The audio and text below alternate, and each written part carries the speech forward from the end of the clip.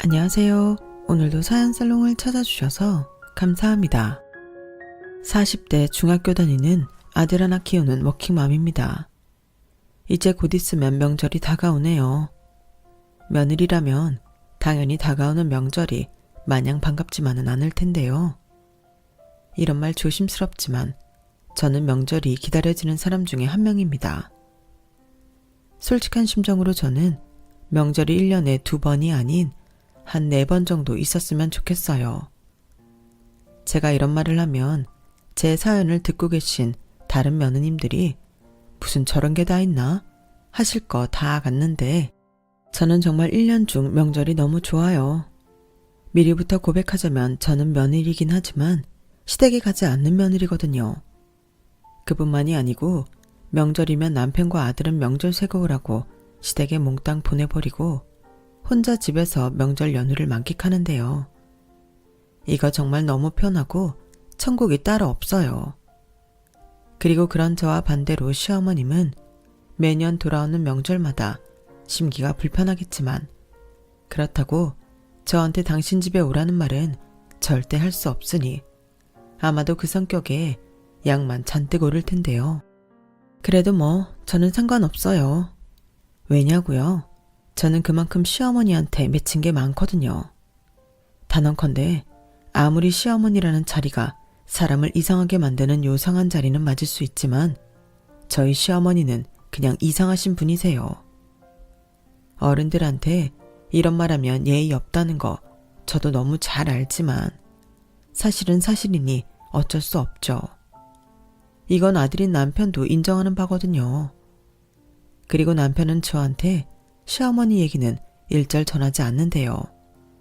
이렇게 되기까지 크고 작은 일들이 많았는데 오늘은 유독 그날의 사건이 떠올라 한 번쯤 저도 제 사연을 써보고 싶어졌어요. 제가 평소 즐겨 듣는 사연살롱에서 제 사연이 방송된다면 영광일 것 같거든요. 제 이야기를 시작해 보겠습니다.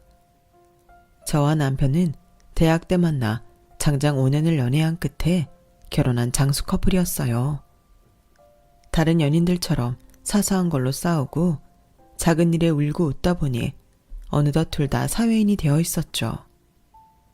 남편은 이름만 대면 다 아는 대기업에 다니고 있어요. 지금도요.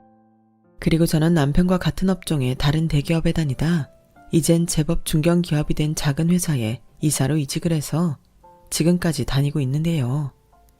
제가 다니고 있는 회사 대표님이 저를 정말 아껴주신 사수셨거든요. 하나부터 10까지 지금의 저를 만들어주신 분이라고 해도 과언이 아닐 정도로 저한텐 정말 잘해주신 분이셨는데 그분이 저한테 기존에 받고 있는 연봉보다 더 높은 연봉으로 스카우트 제의를 해주셔서 저는 고민도 하지 않고 이직을 결심하게 되었어요.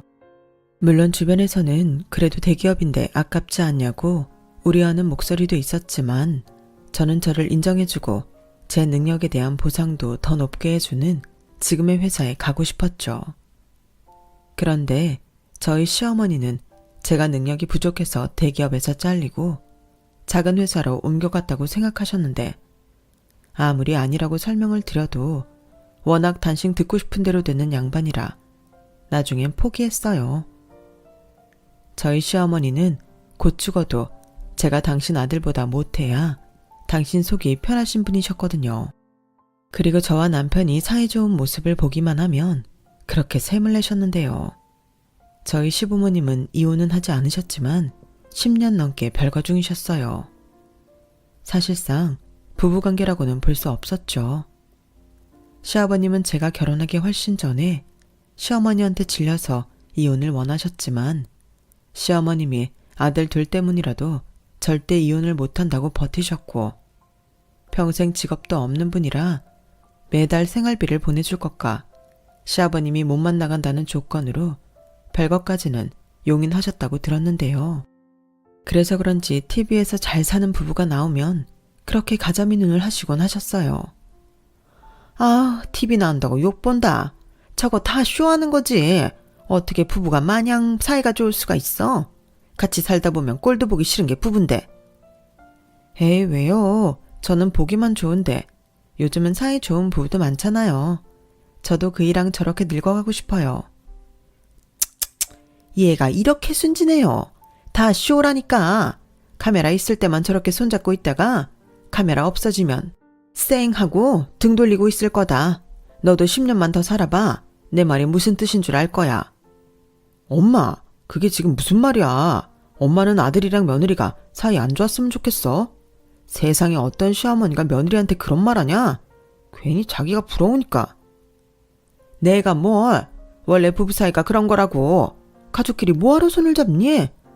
에이, 기분만 잡쳤다. TV 꺼라.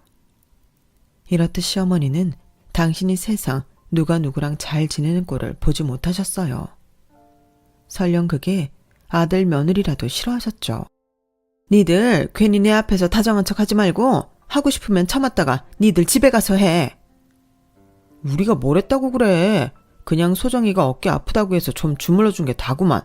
이젠 그것도 보기 싫은 거야. 왜? 엄마는 주물러줄 남자가 없어서 그래? 내가 좀 주물러줘?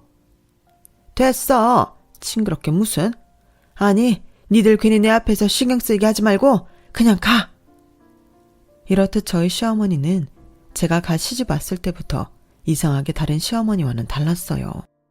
오히려 제가 걱정했던 시집살이 같은 건 없었는데 시어머니는 결혼 초부터 그렇게 저한테 좋은 일이 있는 꼴을 보고 싶어 하지 않으셨죠. 너는 또 가방을 산 거니? 못 보던 거다. 그것도 명품이니? 아, 이거 명품은 아닌데요. 이번에 상여금 나온 게 있어서 백화점에서 하나 샀어요. 딱 이만한 백이 필요해서요. 저렇게 돈 무서운 줄 몰라서야 네가 필요해서 샀겠니? 사고 싶으니까 필요하다고 생각했겠지. 전에 본 가방도 새거드만. 엄마, 이제 그만하자. 소정이가 벌어서 산 건데 왜 그걸 가지고 엄마가 뭐라고 해. 나도 안 하는 걸. 소정이 능력이면 그런 가방이 아니라 샤넬이나 에르메스 같은 명품을 사야지. 아주 애처가 나셨네. 아무리 능력이 좋아도 대기업 다니는 너보다 낫겠니? 아무튼 소정이 너 씀씀이 줄여라. 아무리 네가 번다고 하지만 요즘 돈 안 버는 여자가 어딨니? 자고로 시집 온 여자면 한 푼이라도 더 벌어서 살림 넓힐 생각을 해야지. 내 말 무슨 뜻인지 알지? 아, 근데 어머니, 저도 다 생각이 있어요. 그리고 제가 나가서 힘들게 버는데 이 정도 소비도 못해요. 이 말처럼 이건 몇백씩 하는 명품도 아닌데. 뭐야? 너는 네 신랑이 편들어주니까 시애미가 우습냐? 그냥 네 하고 지나가면 될 일을? 근데는 무슨 근데야? 됐다. 니들 때문에 나 기분 나빠졌으니까 용돈이나 주고 얼른 가라. 시어머니는 그렇게 저한테 사사건건 시비를 거시면서도 따박따박 용돈을 요구하셨어요.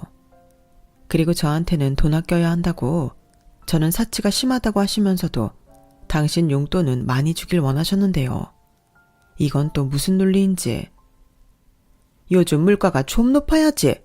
그렇다고 시골 구석에 처박혀 있는 남편한테 생활비 더 달라는 말은 하기 싫고, 그럼 어떡해?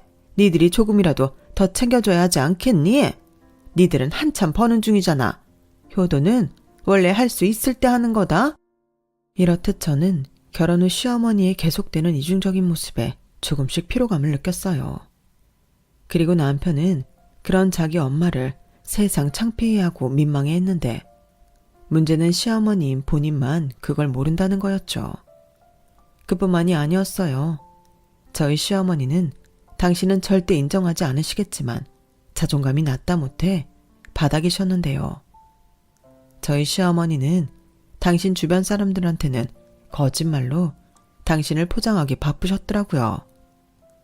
저도 그건 모르고 있던 사실이었는데 우연히 동네 마트에서 시어머니 지인을 만나고 그걸 알게 되었어요.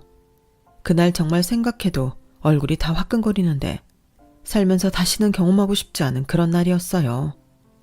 어머, 자기 마트 왔어? 여기서 우연히 만나니까 더 반갑네. 옆에 누구? 전에 대기업 임원이라는 며느리? 어머나, 말로만 듣다가 실제로 보니까 엄청 지적으로 생겼네. 자기 아들이랑 잘 어울린다. 뭐, 그렇지. 자기는 장 다 봤어? 다 봤으면 이만 가지? 아참, 그래. 내가 괜히 방해했네. 아, 그리고 남편은 해외에서 언제 와? 집에 한번 다녀간다고 했잖아. 우리 다음 달에 송악산 둘레길 다녀오려고 하는데 자기 남편 오는 날 아니면 같이 가자. 둘레길? 좋지. 그래. 내가 우리 그이한테 물어볼게. 아마 바빠서 오고 싶어도 못 올 거야. 그래. 그럼 그렇게 알고 있을게. 며느님, 오늘 만나서 반가웠어요. 다음에 또 봐요. 저는 그때 이게 다 무슨 말인가? 조금 벙찐 얼굴로 시어머니를 쳐다볼 뿐 아무 말도 못했어요. 대기업 임원은 뭐고 이혼한 시아버님이 왜 해외에 계신다는 건지. 그러자 시어머님이 그러시더라고요. 이상하게 생각할 거 없다. 괜히 친하지도 않은 사람한테 미주알 고주알 내 사정 다 말할 필요가 없어서 대충 둘러댄 거야. 괜히 여자들 많은 데서 이상한 얘기 돌면 그것만큼 피곤한 일이 없거든. 그러니까 우리 아들한테 말할 것도 없고 너도 잊어버려라. 아니, 아무리 소문이 걱정된다고 한들 거짓말까지 할 필요가 있나요? 저는 그날 이후 시어머님이 밖에서 어떻게 하고 다니시는지 대충 그림이 그려졌어요. 그리고 그때까지는 그냥 시어머님이 스스로 창피하셔서 들키지 않으려고 그러셨나 보다. 나름 이해하려 노력하고 남편한테도 말하지 않았는데요.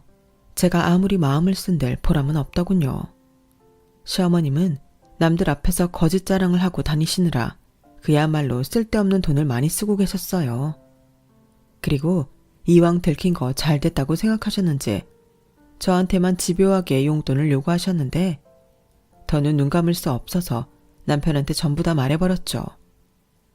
제가 약점 잡힌 것도 아닌데 그걸 혼자 끙끙 앓고 있을 이유가 없잖아요.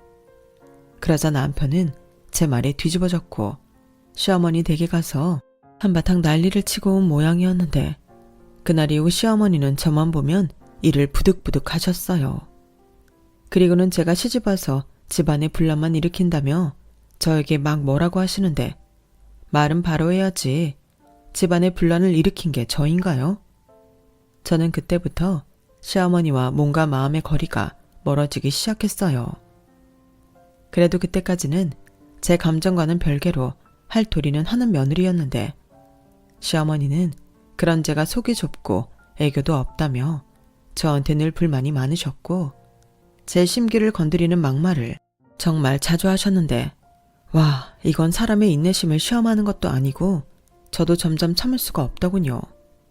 그리고 근 5년 넘게 저와 시어머니는 만나면 앙숙처럼 지냈는데 마음 같아서는 시댁이고 나발이고 모른 척 하고 싶었지만 그래도 나중에 뒷말 듣고 싶지 않아서 여전히 그때까지도 할도리는 다 했어요. 그래서 남편이 그 부분에서는 저한테 고마운 마음이 컸는데 남편뿐만 아니라 시어머니와 벌거 죽인 시아버지까지 네가 고생이 많지? 네 시어머니가 보통 여자가 아닌데 내가 늘 너한테 고맙고 미안하다 라며 제 마음을 헤아려 주시니 그거 보고 참고 살았어요. 그러다 그 사건이 일어난 거예요. 그때는 한참 제가 근 1년 동안 야근에 특근까지 하며 회사에 사활이 걸린 프로젝트를 성공시켰을 때였는데 그때 뜻밖의 성과금을 꽤 많이 받게 되었죠. 저도 깜짝 놀랐어요. 그리고 제 통장에 들어온 성과금 액수를 확인하고 내내 벼르고만 있던 제 로망을 실현시키기로 했는데요. 그건 바로 제 드림카를 사는 거였어요. 제가 결혼 전부터 차 욕심은 있었는데 결혼하고 얼마 있지 않아서 아이까지 생기니 사실 그럴 엄두는 나지 않더라고요. 애한테 들어가는 돈이 어마무시하잖아요. 게다가 그 무렵 남편이 패밀리카로 쓸 신형 SUV를 뽑기도 했는데 그 할부며 유지비가 있으니 저는 그냥 경제적인 경차를 끌고 다녔죠. 그런데요, 경차 운전해보신 분들이라면 아마 다 아실 텐데 평소에도 경차라고 운전하다 무시당하는 일도 많고 폭우라도 오는 날엔 운전하기가 무서워 아예 그날은 차를 포기하고 대중교통을 이용했거든요.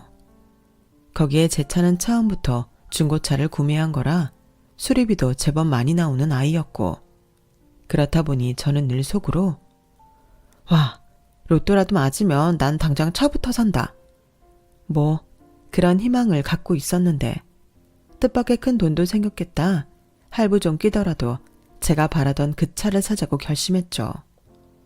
솔직히 경차 운전하면서 조금 과장해 목숨의 위협도 많이 느꼈거든요. 그렇게 사게 된 차가 포르쉐 파나메라였어요.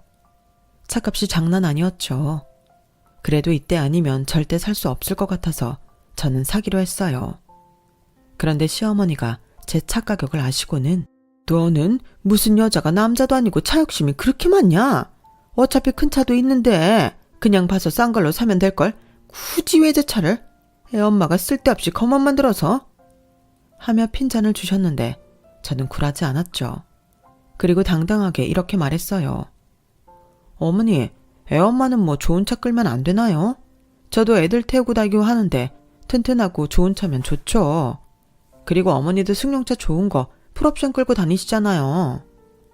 그야 나는 나이도 있고 체면도 있으니까 그런 거지. 그리고 내 주변의 며느리를 대부분 작은 차 끌고 다녀. 그러지 말고 경차 싫으면 그냥 중형차로 저렴한 걸로 해라. 엄마, 그만해. 왜 자꾸 소정이한테 뭐라고 해. 나도 소정이 그 똥차 타는 거 싫었어. 엄마는 모르지? 그 차 지난달에도 길에서 퍼진 거.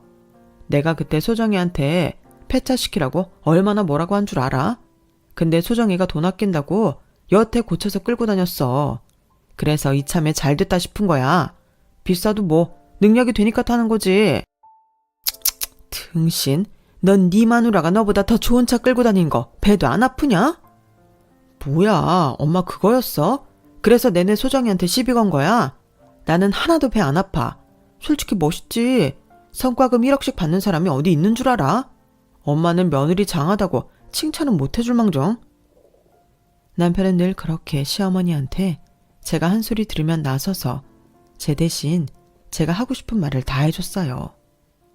하지만 시어머니는 당신 아들이 뭐라고 해도 그저 제가 당신 아들보다 좋은 외제차를 탄다는 게 내심 못마땅하셨는데요. 저는 굴하지 않고 신차 계약을 해버렸어요. 그러자 시어머니는 기어코 일을 찾냐며 비아냥거리더니 이내 하루가 멀다 하고 차는 언제 나오냐고 하루에 몇 번이나 물어오셨는데요. 처음엔 고사라도 지내주시려고 그러시나 했지만 하루 이틀이어야지. 솔직히 바쁜 와중이라 귀찮고 피곤했어요. 그래서 나중엔 그냥 아직 안 나왔다고 퉁명스럽게 대답하거나 답을 드리고 말았는데요. 그러다 꿈에 그리던 제 차가 저희 집 근처에 탁송되었어요. 얼마나 좋았는지 남편이랑 아이랑 차 앞에서 사진 찍고 막걸리 사서 뿌리고 차 앞에서 절까지 하며 기쁜 마음을 주체하지 못했어요. 그리고 그때 찍은 사진을 제 메신저 프로필 사진으로 설정했는데요. 그 사진을 보셨는지 저희 시어머니가 득달같이 전화를 하셨더군요. 너 차 나왔니? 아니 차가 나왔으면 나왔다고 나한테 말을 해야지. 그게요. 요즘 제가 다시 바빠지기도 했고 정우 챙기느라 정신이 없어서요. 그리고 차도 어제 왔어요. 그래? 뭐 그렇다면 내가 이해해야지. 그나저나 너 그 차 끌고 내 집엔 언제 올 거니? 네? 어머니 집에요? 글쎄요. 아까 말씀드렸듯이 제가 요즘 다시 바빠져서요. 시간 내기가 쉽지 않아서요. 어머머, 누가 들으면 내 집이 어디 멀리 있는 줄 알겠네. 꼴랑 1시간 반이면 오는 거리를 무슨 시간을 내서 오니? 그러지 말고 오늘 일요일이니까 이따 저녁에 넘어와라.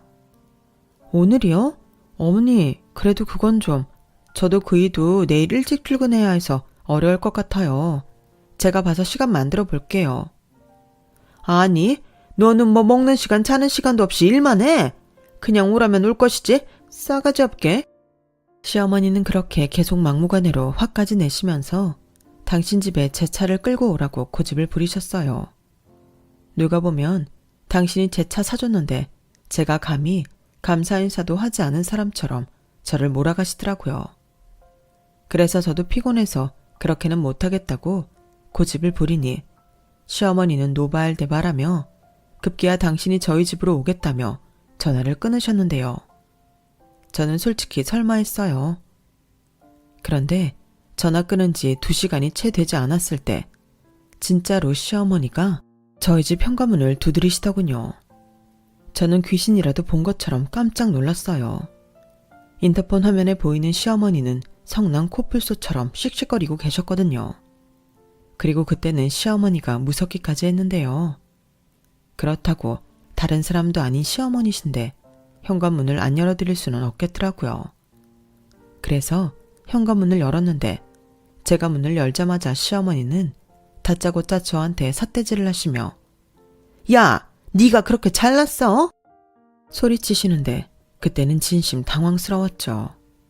하필이면 그때가 남편이 아들아이를 데리고 목욕탕을 나갔을 때라 집에는 저 혼자 있었거든요.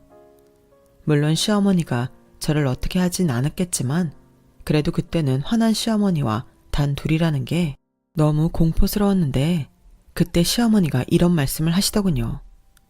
그때 그 말을 듣고 알아차려야 했는데 아쉽게도 저는 그게 무슨 의도인지 파악하지 못했어요.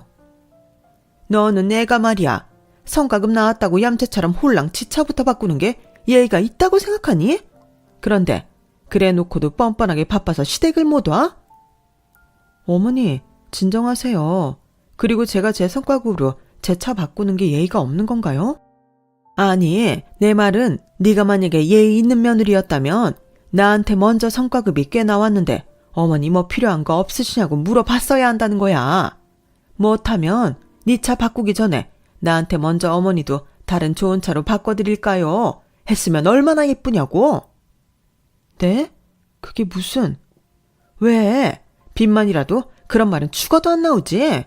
대기업 다니는 지 남편보다 더 좋은 차로 뽑으면서 넌 양심이라는 것도 없어? 어머니, 설마 그것 때문에 지금까지 저한테 화내신 거세요? 근데요, 어머니 차는 이미 좋은 차고 그 이 차도 아직은 멀쩡해요. 그리고 제가 고생해서 받은 성과급인데 그걸 어머니한테 써야 한다는 건 저로서는 이해가 가지 않는 부분인데요. 누가 나한테 쓰래? 그냥 말이라도 그렇게 먼저 물어보는 게 예의라는 거지. 너는 싸가지도 없는 애가 그렇게 눈치도 없냐? 세상에 그런 센스도 없는데 회사 생활은 어떻게 하니? 어머니, 제가 어지간해서는 참겠는데요. 어머니 정말 말씀이 지나치세요. 저도 사람이에요. 저는 뭐 어머니가 그렇게 말씀하시면 상처도 안 받는 줄 아세요? 그리고요, 이런 말까지는 안 드리고 싶은데 제가 야근에 특근하면서 고생할 때 어머님 저한테 뭐라고 하셨어요? 코딱지만한 회사 일하면서 애랑 그이한테 소홀히 한다고 엄청 뭐라고 하셨죠? 근데 제가 그렇게 서럽게 일해서 받은 성과급도 어머니한테 써야 한다는 말씀이세요? 뭐야? 누가 들으면 내가 아주 못돼 처먹은 시임인 줄 알겠네. 나는 그저 네가 예의가 없다는 말을 하고 있는 거잖아. 누가 진짜로 나한테 그 돈을 쓰라고 하든? 쓰라는 소리시잖아요. 저만 비싼 차로 바꿔서 화나신 거 맞잖아요. 근데요, 저는 그러고 싶지 않아요. 저는 뭐 속도 없나요? 지금까지 싫은 소리는 다 들었는데 성과급도 쪼르르 어머니한테 갖다 바치게? 저는 그렇게는 못해요. 어머, 저게 뚫린 입이라고? 네가 그래서 여태 나한테 구박을 당하고 사는 거야. 너는 어째 고분고분한 맛이 없니? 우리 아들은 그런 네가 뭐가 좋다고? 어머님이 그러시는데 제가 어떻게 고분고분해요? 지금도 보세요. 제가 피곤해서 힘들다고 했다고 득달같이 달려오셨잖아요. 저는 여기서 어머님이 더 하시면 명절이고 생신이고 앞으로는 시댁에 가지 않을 거예요. 뭐야? 너 말 다 했어? 네. 그러니까 겨우 참고 있는 사람 건드리지 마시고 이만 가세요. 갈 거야. 네가 가지 말라고 해도 갈 거라고. 네 참, 살다 이런 취급은 처음이네. 나 때는 시어머니 무서워서 그림자도 못 밟았어. 근데 이건 시애미한테 지가 먼저 가라는 소리나 하고 내 팔자야. 나 갈 때 가더라도 화장실 갔다 갈 거야. 이젠 화장실 가는 것도 네 눈치 봐야 하냐? 시어머님은 그렇게 말씀하시고는 거실 화장실이 아닌 안방으로 가셨어요. 그래서 제가 화장실 여기라고 했더니 거긴 더러워서 안 간다며 안방으로 가시는데 가지가지 하신다고 생각했네요. 그렇게 안방 화장실을 다녀온 시어머니는 찬바람 쌩쌩 날리며 저희 집을 나가셨는데요. 황당하면서도 저도 분이 풀리지 않았어요. 그렇잖아요. 세차 와서 기분 좋게 쉬고 있는데 마른 하늘의 날벼락처럼 이런 일을 당했으니 그 분이 쉽게 풀리지 않죠. 그래서 그러면 안 되는 줄 알면서도 남편한테 화풀이를 했어요. 그러자 남편은 미안하다며 자기가 어머니한테 앞으로는 연락 없이 저희 집에 오시지 말라고 단단히 일러둔다며 저한테 시어머니 대신 사과를 했는데요. 이미 제 마음은 상한 뒤라 그 말에도 제 기분은 나아지지 않았어요. 오히려 그 여파로 남편한테 당분간은 시어머니를 뵈러 가지 않겠다고 했는데 그러다 제가 코로나19 진단을 받게 되었죠. 그때는 전 세계가 이미 코로나19로 떠들썩했을 때라 안방에 홀로 격리되어 힘든 시간을 보냈는데요. 목도 아프고 기침도 심한 가운데 무엇보다 고열이 계속되니 정말 아무것도 할 수가 없었어요. 그저 약 먹고 기절해 자고 입맛도 없었는데 남편한테 제 소식을 들으신 건지 반갑지 않은데 시어머니가 전화를 하셨어요. 나다. 너 코로나라며? 집에 남편이랑 애도 있는 애가 관리가 그렇게 허술해서 되겠니? 아범한테 들으니 안방에 격리 중이라며? 네. 근데요, 제가 지금 너무 힘들어서요. 통화는 나중에 하면 안 될까요? 제가 목이 너무 아파서요. 너는 어째 아프다면서도 끝까지 그렇게 싸가지가 없니? 시애미한테 뭐? 전화를 끊으라고? 나 참 알았다. 그럼 다른 식구들 옮기지 않게 너는 안방에서 꼼짝도 하지 말고 있어. 내 말 알겠냐? 저는 일부러 시어머니 말에 대답하지 않았어요. 그리고 그냥 전화를 끊어버렸죠. 아무리 팔이 안으로 굽는다고 해도 그게 아파 죽겠는 며느리한테 할 소리는 아니잖아요. 그래서 짜증난 김에 한숨 자려고 약도 먹었겠다 자리에 누웠는데요. 그렇게 한숨 자고 일어나 보니 남편한테서 메시지가 와 있더군요. 그때 당시는 남편이나 아이한테 전염이라도 될까봐 같은 집에 있어도 소통은 핸드폰을 이용했는데 남편이 보낸 메시지를 읽으니 좀 의아했어요. 자기야, 자기 차 지하 주차장에 안 세웠어? 자기 차가 지하에는 도통 안 보여서 그래도 너무 오래 세워두기만 하면 안 될 텐데. 저는 남편의 메시지에 기억을 더듬었어요. 사실 그간 약기운에 취해서 뭔가 생각하려고 해도 잘 되지 않았었거든요. 하지만 원래 사람은 쉽게 변하지 않으니까 제가 제 차를 다른 곳에 세웠을 리가 없다고 생각했고 저는 곧장 남편한테 아니, 지하에 세우고 들어왔어. 식탁에 내 차키 있으니까 들고 내려가 봐. 내가 원래 세우는 데가 아닌 다른 쪽에 세웠나 보다. 라고 답을 보냈는데 한참 뒤 남편이 전화를 했어요. 그리고 제 차가 어디에도 없다고 하더군요. 그때는 코로나고 뭐고 정신이 바짝 들었어요. 내가 지하랑 지상이랑 다 돌아다니면서 다 찾아봤어. 근데 진짜 없다니까. 뭐? 없다고? 그게 말이 돼? 내가 내네 집에 있는데 내 차가 없다니. 자기 정말 다 찾아본 거 맞아? 그렇다니까. 자기 설마 차 우리 아파트 말고 다른 데 세우는 거 아니야? 병원이라든지. 아니야. 그때 차에서 검사하고 바로 차 끌고 들어왔어. 약은 자기가 대신 처방받아서 가지고 왔잖아. 설마 도난당한 거 아니야? 자기야, 나 차 도난당했나 봐. 어떡해. 진정해. 내가 좀 더 찾아볼게. 그리고 계속 없으면 그때는 경찰에 신고할 테니까 나한테 맡겨. 남편은 그렇게 안방에서 나갈 수 없는 저를 애써 안심시켰어요. 그리고 그날 저녁 아무리 찾아도 제 차가 없다며 관리실에 가서 CCTV 좀 보여달라고 요청했다고 했는데요. 관리소장님이 입주민이라도 아무나 CCTV를 보여줄 수 없다며 경찰을 대동하라고 했다는군요. 그래서 다음날 남편은 월차까지 쓰고 경찰에 도난 신고를 했는데요. 그렇게 경찰을 대동해 아파트 CCTV를 확인하는데 그야말로 충격적인 장면이 거기에 찍혀 있더랍니다. 글쎄, 지하 주차장에 잘 세워진 차를 다른 사람도 아닌 시어머님이 끌고 가는 장면이 고스란히 지하 주차장 CCTV에 찍혀 있는 거예요.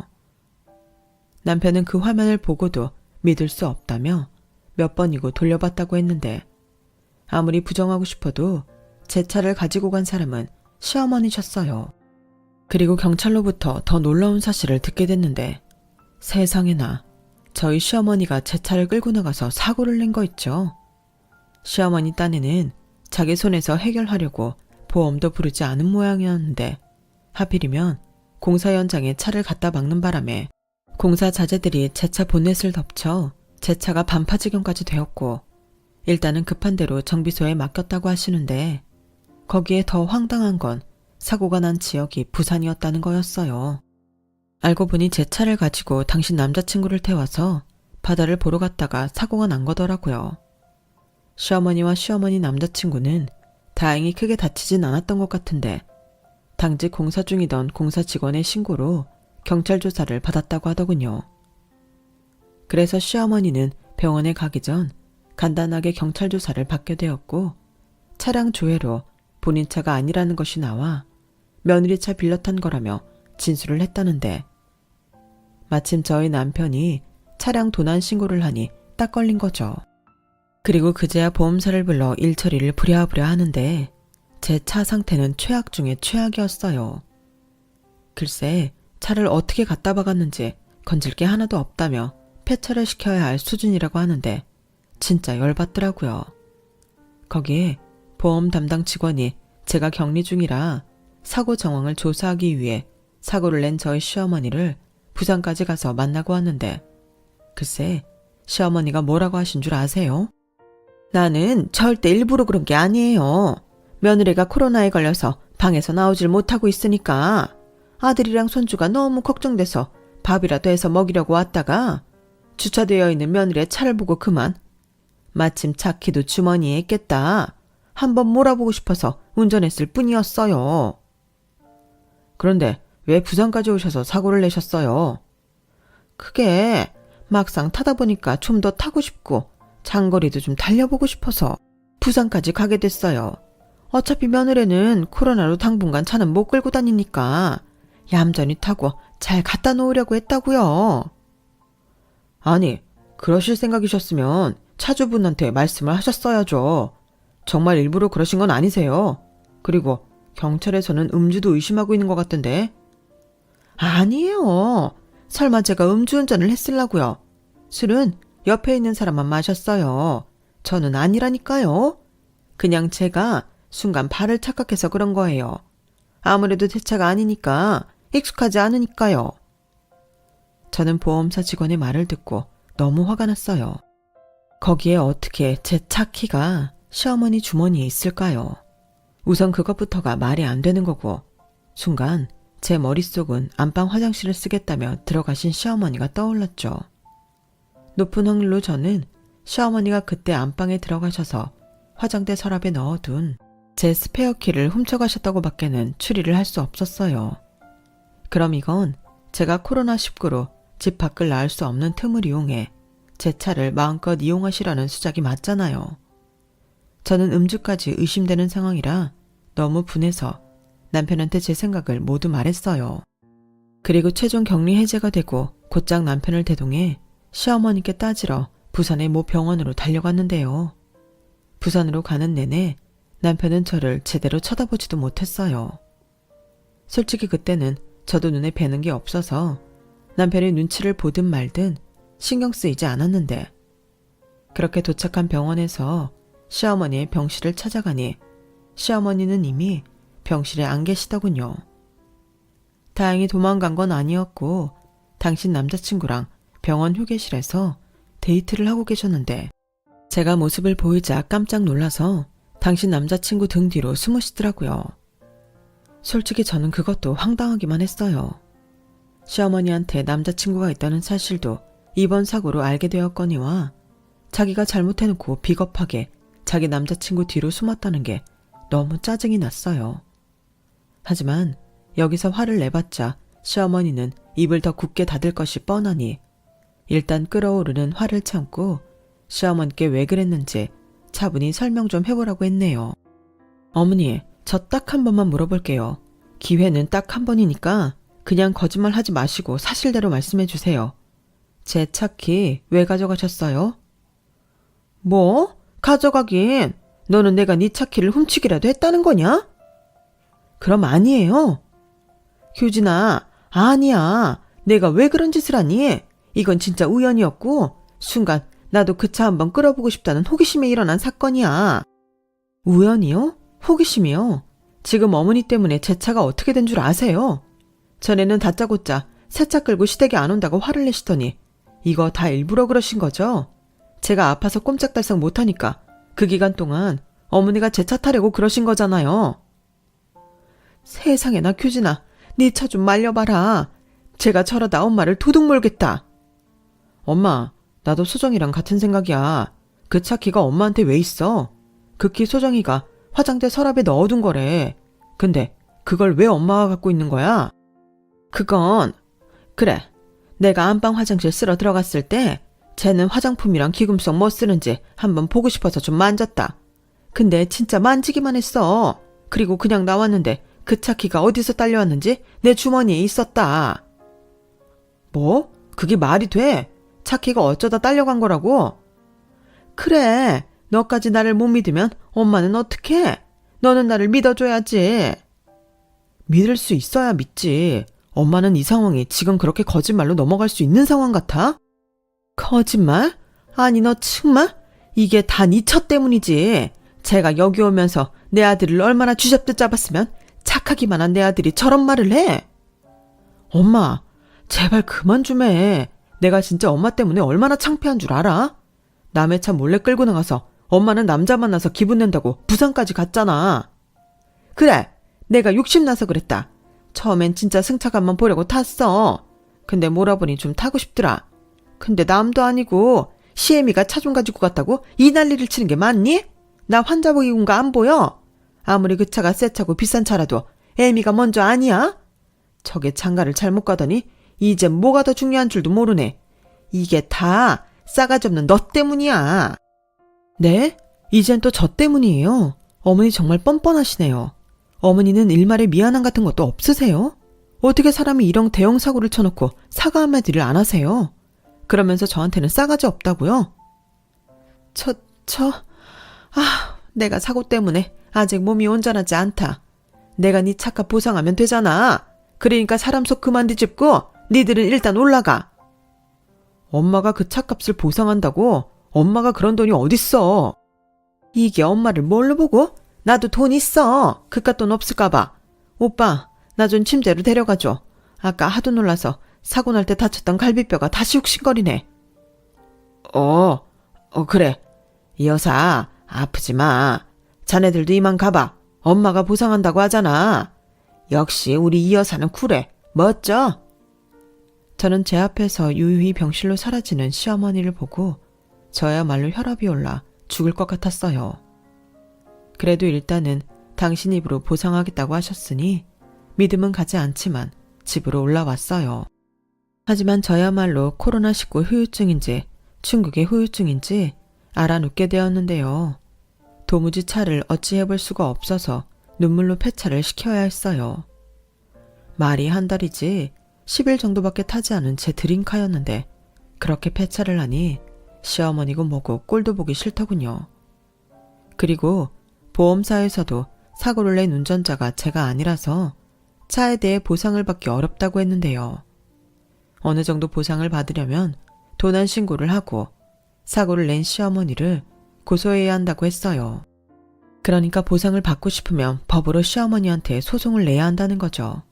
정말 최악이었어요. 제가 아무리 시어머니가 밉고 싫다고 해도 어떻게 제가 시어머니를 고소할 수가 있겠냐고요. 그래서 든 생각은 딱 한 가지였어요. 시어머니 입으로 보상하신다고 했으니 시어머니한테 차값을 받는 거죠. 그리고 퇴원일을 기다려 집에 오셨다는 걸 알고 차 견적서를 가지고 시댁을 그야말로 쳐들어갔는데 시어머니는 제가 올 거라는 걸 알았는지 제가 들어가자마자 제 앞에 돈 봉투를 던지셨어요. 얘따, 돈에 환장한 거 그거 가지고 내 집에서 썩 꺼져. 저는 일단 시어머니가 던진 봉투를 집어들었어요. 그리고 그 자리에서 봉투 안의 금액을 확인했죠. 그러자 시어머니는 왜 여기서 보냐며 집에 가서 보라고 소리소리를 쳤지만 저는 꿋꿋하게 봉투를 열었어요. 그리고 봉투 안에서 10만 원짜리 수표 한 장을 꺼냈는데요.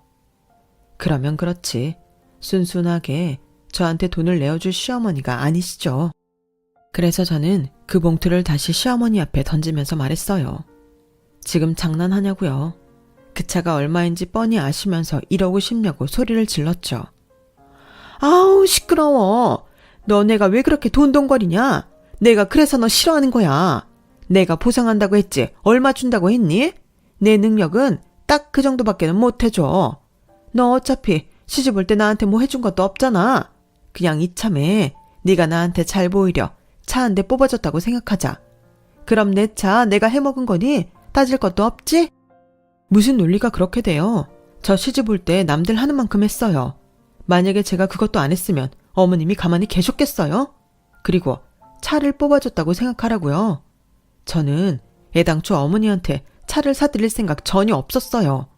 어머니는 지금 남의 차 해드신 거예요. 그래놓고 뻔뻔하게 10만 원 한 장으로 합의하자고 하시는 건데 이게 말이 돼요? 어머님이면 그 비싼 차를 그렇게 폐차시키고 이거 받고 넘어가실 수 있어요? 그래, 나는 그럴 수 있다. 내가 너 같은 줄 아니? 어차피 성과금 나와서 거의 거저 산 거면서 그냥 넘어갈 수도 있지. 네가 이럴 때 오히려 나한테 어머님이 크게 안 다치셔서 저는 그걸로 다행이다 싶어요. 이 일은 이제 신경 쓰지 마세요. 하면 내가 널 얼마나 예뻐하겠니? 너 일 좋아하잖아. 또 죽기 살기로 해. 내가 이번에는 너 야근한다고 뭐라고 안 할 테니까. 또 성과급 받아서 그 차 사면 되지? 뭐라고요? 어머니는 정말 안 되겠네요. 저 이렇게까지는 안 하려고 했는데 저도 어쩔 수 없어요. 저 어머님 절도죄로 신고 및 고소할 거예요. 제 차 동의 없이 훔쳐 타신 거 맞잖아요. 그리고 보상도 못 해준다고 버티시는 거고요. 뭐야? 지금 네가 날 범죄자로 만들겠다는 거야? 너 지금 시엠이 협박하냐? 아니요. 제가 뭐하러 돈도 안 나오는데 협박을 해요. 어머님이 이렇게 나오시면 저도 어쩔 수 없다는 거죠. 저만 억울할 수는 없잖아요. 나 참 세상 천지 시엠이 고소하겠다는 막대 먹은 며느리가 어딨니? 너 정말 이럴 거야? 네, 그럴 거예요. 어머니는 저한테 미안함도 전혀 없고 그렇다고 떳떳하게 보상할 생각도 없으시잖아요. 그럼 저도 제가 할 수 있는 걸 해야죠. 그리고 성과급 받는 게 뭐 쉬운 줄 아세요? 제가 뭘 그렇게 잘못했다고 어머니는 시종일관 저를 무시하는 건데요. 저도 이렇게 된 이상 어머님 아들이랑 이혼을 하더라도 저 할 수 있는 건 다 할 거예요. 저는 악에 받쳐서 시어머니한테 말했어요.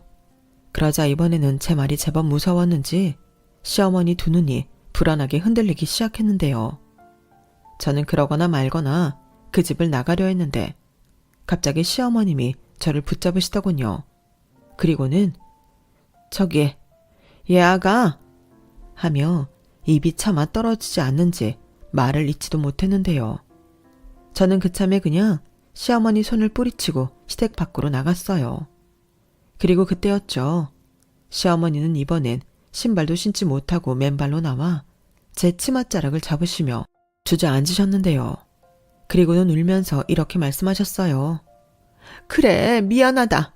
내가 진짜 미안해. 나라고 미안한 걸 모르겠니? 근데 무서웠어. 나도 그 차값을 알잖아. 나 솔직히 네가 성과급 나왔다고 해서 기대했다.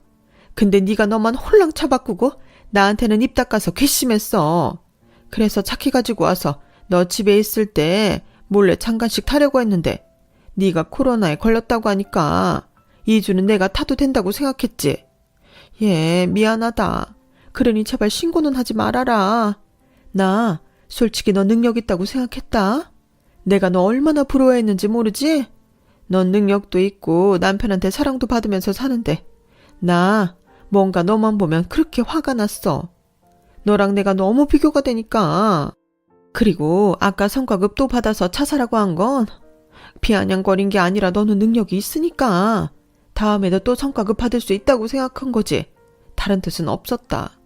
그러니 아가 나 좀 살려다오. 이 나이에 범죄자가 될 수는 없지 않니? 죄송하지만 이제 늦었어요. 저는 제대로 제 차값을 보상받던 시어머니를 신고하던 할 거예요. 저도 진짜 오래 참았어요. 이번 기회에 어머님이 저한테 어떻게 하셨는지 좀 곱씹어 볼 수 있었으면 좋겠네요. 그러니까 이거 놓으세요. 저는 시어머니가 붙잡고 있는 치마를 찢어지든 말든 힘으로 잡아당겨서 빼냈어요. 그리고 뒤도 돌아보지도 않고 시댁을 나왔고 남편한테도 제 결심을 말했는데요. 남편은 아무 말도 하지 못하더군요. 자기도 차마 저한테 이래라 저래라 할 수가 없는 거겠죠. 그래서 저는 일단 아들애만 데리고 친정으로 갔고 그간 저한테 있었던 일들을 모르고 계시던 친정 부모님은 여태 그런 줄도 몰랐다며 한탄하셨는데요. 그렇게 이틀이 지나고 시아버님께 연락이 왔어요. 올라올 테니 당신을 한번 만나자고 하시더군요. 그래서 퇴근 후 시아버님을 뵈러 나갔는데요. 그곳엔 남편도 나와 있더군요. 예, 아가, 오랜만이다. 정우 돌 때 보고 거의 처음이니까. 네, 아버님, 그동안 잘 지내셨어요? 자주 못 찾아뵈서 죄송해요. 죄송하긴, 너도 바쁘고 정신이 없어서 그런 건데 나는 하나도 서운하지 않다. 그나저나 네가 네 시어머니 상대하느라 고생이 많지? 네 시어머니한테 대충 얘기는 들었다. 그 사람이 이번에 아주 크게 사고를 쳤다고? 네, 그래서 이번엔 안 참으려고요. 저도 그동안 너무 힘들었고, 그래서 정말 이혼이라도 하려는 거야? 나도 네 시어머니한테 질려서 이혼하고 싶은 사람이었지만 니들은 둘 사이에 별다른 문제도 없지 않니? 돈 때문에 그러는 거라면 네가 마음을 좀 돌려다오. 아버님, 물론 돈 때문이 아니라고는 솔직히 말 못하겠어요. 근데 단순히 돈 문제가 아니라 이건 그동안 골마있던 어머니와 제 사이의 문제였다고 생각해요. 저는 앞으로도 그런 어머니를 감당할 자신이 없어요. 소정아, 자기한테는 미안하다고 생각해. 근데 이젠 내가 너무 힘들어. 아유, 정말 그 한 사람이 여러 사람을 힘들게 하는구나. 얘 아가, 그래도 나를 보고 한번 넘어가면 안 되겠니? 그렇다고 네 시어미를 다시 받아주라는 건 절대 아니다. 너 보기 싫으면 평생 보지 말고 살아라. 나는 이참에 정말로 이혼을 할 생각이거든. 그 사람도 궁지에 몰렸는지 나한테 네 차값을 좀 해주라고 하더구나. 그래서 내가 그러겠다고 했다. 네? 아버님이요? 아니에요. 아버님이 왜 그 돈을 주세요? 저는 싫어요. 아니, 받아라. 나도 네 도움 받는 거야. 나 그 돈 해주고 그 사람이랑 영영 갈라서기로 했다. 너도 대충은 들어서 할 거 아니냐? 내가 얼마나 이혼하고 싶었는지. 그래서 이참에 진짜 이혼하고 속 편하게 살려고. 아빠, 그게 정말이세요? 그래, 솔직히 내 입장에서는 반가운 제안이지. 그래서 이렇게 부탁하려고 보자고 했다. 나는 니들만큼은 잘 살았으면 좋겠어. 둘 사이에 문제가 있어서 이혼하겠다고 한다면 내가 말릴 수 없지만 그게 다른 이유라면 마음을 돌려줄 수 없겠니? 저는 시아버님의 말에 솔직히 흔들렸어요. 이젠 더는 시어머니를 보지 않고 살아도 되고 차값을 모두 보상받을 수 있다고 생각하니 제 마음의 응어리도 좀 풀리는 것 같았거든요. 그리고 저를 금방이라도 울 것 같은 그렁그렁한 눈으로 보는 남편을 보니 제 마음이 계속 약해지더라고요. 저는 끝내 시아버님의 말씀을 듣기로 했어요. 그리고 시아버님이 시어머니 대신 주신 돈으로 폐차된 같은 차를 다시 샀고 지금까지도 안전하게 타고 있는데요. 앞서 말한 대로 앞으로도 계속 시어머니는 보지 않고 살아갈 생각입니다. 대신 다소 늦은 감이 없지 않지만 시아버님을 챙겨드리며 지내고 있어요. 꼭 돈 때문이 아니라 그때 그 사건으로 시아버님이야말로 정말 시부모님이라는 생각이 들었거든요. 그래서 때 되면 반찬도 가져다 드리고 계절마다 새 옷도 사서 가져다 드리는데 말씀으로는 됐다고 하시지만 아이처럼 좋아하시는 모습에 저는 앞으로도 시어머님은 안 챙기더라도 시아버님은 제가 좀 챙기면서 살려고요. 그리고 시어머니는 매달 시아버님께 받던 생활비가 끊겨 힘드셨는지 카드며 대출 같은 걸 마구잡이로 이용하셨고 급기야 그걸 해결하기 위해 살고 있던 집을 파셔야 했는데요. 그래서 지금은 단칸방에서 월세 생활을 하고 계신데 그때 만났던 남자친구라는 사람도 시어머니와 같은 부류의 사람이었는지 시어머님이 집도 절도 없게 되자 바로 연락 두절했다더군요. 핸드폰 번호까지 바꾸고 잠수를 탔다는데 그래서인지 시어머니는 거의 알아눕다시피 폐인이 되셨죠. 그러니 남편이 차마 그런 어머니를 외면하지 못하고 챙기는 건데 자기가 자기 엄마 챙긴다는데 그건 제가 말릴 수 없더라고요. 그래서 저한테 강요하지만 않으면 그건 앞으로도 남편한테 맡길 생각입니다. 시어머니는 내심 제가 마음을 돌려서 합가라도 하길 원하시는 것 같지만 택도 없죠. 그거 하나 보고 이혼 안 한 건데 누구 좋으라고 제가 그 짓을 해요. 그래서 그 부분은 남편한테 단단히 일러뒀고 행여 정말로 시어머니와 합가를 해야 하는 상황이 된다면 그때는 정말 이혼하기로 남편과 약속을 했어요. 제가 좀 너무한가요? 그래도 저는 제 선택을 후회하지 않습니다. 어찌 보면 남들과 조금은 다른 생활을 하는 며느리지만 제가 지금이 만족스럽고 행복하면 그만 아닌가요? 그래서 앞으로도 저는 시어머니는 보지 않고 가끔 시아버님께 인사만 다녀오며 지내려고 해요. 저는 늘 생각해요. 며느리는 죄인이 아니잖아요. 내 자식이 귀하면 남의 자식도 귀한 거고 오히려 남의 자식이라 더 조심하며 예의를 갖춰야 하는 게 맞는데 왜들 그렇게 시어머니만 되면 며느리한테 갑질을 하려고 하는 건지. 저도 아들을 키우는 엄마지만 그런 시어머니는 되지 않도록 미리부터 마음의 단련을 해둬야 할까 봐요. 요즘처럼 힘든 세상에 내 아들이랑 살아주는 거 고마운 거 아닌가요? 서로 고마워하며 존중하는 마음이 있다면 아마 제가 겪었던 어이없는 일들은 일어나지 않을 거라고 생각해요. 제 사연을 들어주신 분들 중에는 며느님도 또 시어머님도 계시겠죠? 가족이라고는 하나 완전히 섞일 수는 없는 사이가 며느리와 시어머니가 아닐까 생각합니다. 그때는 그냥 섞일 수 없음을 인정하면 어떨까 합니다. 친엄마가 아니고 친딸이 아닌데 어떻게 그렇게 잘 섞일 수 있나요? 만약 잘 섞여서 지내고 계신다면 분명 그건 한쪽에서 엄청 큰 노력을 하고 있는 거예요. 정말 고마운 일이죠. 고마운 걸 고맙다고 말할 수 있고 미안한 걸 미안하다고 말할 수 있는 그런 건강한 관계. 저는 비록 실패했지만 여러분들은 성공하셨으면 좋겠습니다. 부디 며느리도 시어머니도 서로 상처 주지 말고 사랑으로 품어줄 수 있기를 소망하며 저는 여기서 마치겠습니다. 지금까지 제 이야기 함께 해주셔서 감사드리고요. 건강 잘 챙기시고 오늘 하루도 기분 좋게 마무리하시길 진심으로 바랄게요. 그럼 안녕히 계세요. 여러분, 사연 댓글에 응원과 현명한 조언 부탁드려요. 좋아요와 구독은 저에게 큰 힘이 됩니다. 오늘도 좋은 일 가득하세요.